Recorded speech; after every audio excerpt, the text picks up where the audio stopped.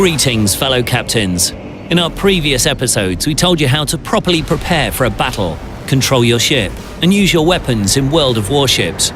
In this episode, we'll talk about warship types. Let's start with the most versatile and multi-purpose type, the cruiser. On the one hand, it's quite well armoured and is equipped with heavy weaponry. On the other hand, it's nicely manoeuvrable, which allows it to evade the shells of battleships and the torpedoes of destroyers. Shipbuilding techniques as well as battle strategies and tactics are different from country to country. In this episode, we'll talk about the cruisers of the American tech tree.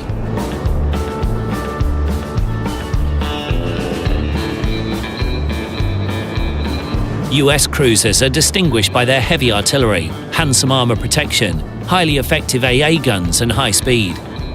Des Moines, a Tier 10 cruiser, is a wonderful example of her type. She is fast and maneuverable and is equipped with 9 rapid-firing guns, putting out 90 shots per minute.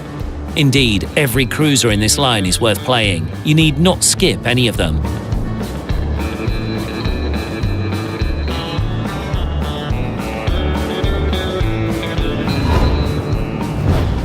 The Tier 2 light cruiser Chester can't boast high speed, but thanks to the armor deck tapered towards the sides, bow and stern, she is well able to withstand armor-piercing shells and go toe-to-toe against destroyers and cruisers of her same tier.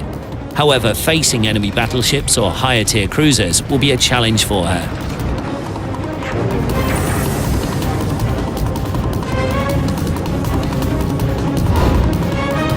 The Tier 3 cruiser St. Louis literally bristles with guns.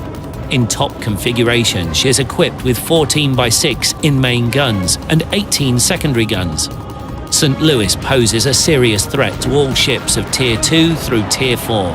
However, her very weak AA guns leave her vulnerable to attacks from aircraft carriers. Her armor protection is as good as Chester's, and the best way to penetrate her hull is to hit her with armor-piercing shells from a long distance. True, her low speed and poor maneuverability make St. Louis an easy target for torpedoes. However, to sneak up to the proper distance to launch a torpedo against her will be a very difficult task. The Tier 4 light cruiser Phoenix embodies a new stage in cruiser development, completely different from her forerunners at lower tiers. The armor scheme has changed drastically. The previous tapered armor deck has become flat, and only the engine room is protected by the belt armor. Lighter armor allows better speed and maneuverability, and the Phoenix also carries more effective AA guns and, most importantly, torpedo armament. While still oriented towards long to medium-range artillery battles, Phoenix is significantly improved over her predecessors. Increased speed and maneuverability allow her to successfully dodge torpedo attacks and, in turn, getting close to launch powerful torpedo salvos. The AA guns mounted on Phoenix may not be effective enough to destroy enemy squadrons alone. However, 2 or 3 Phoenix cruisers can knock the stuffing out of enemy aircraft. Omaha represents the result of further development of the Phoenix design. She is considered the first fully featured light cruiser built for the US Navy. Omaha is equipped with more powerful main guns, a reconnaissance plane, and a larger number of torpedoes. However, moving forward, American engineers decided to focus on artillery guns. Omaha is the last US cruiser to mount torpedo tubes.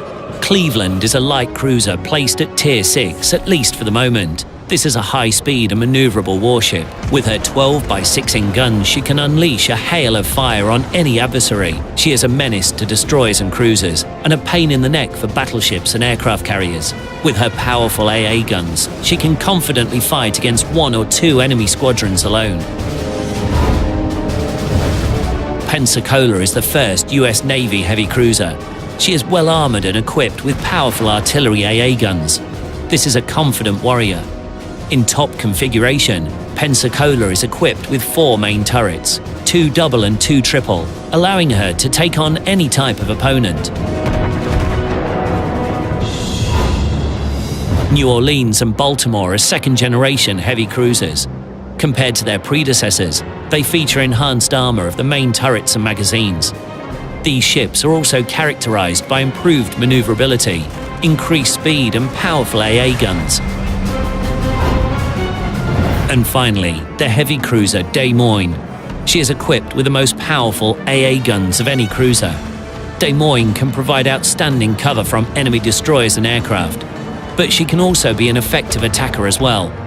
Des Moines can present a real threat even to the most heavily armored battleships.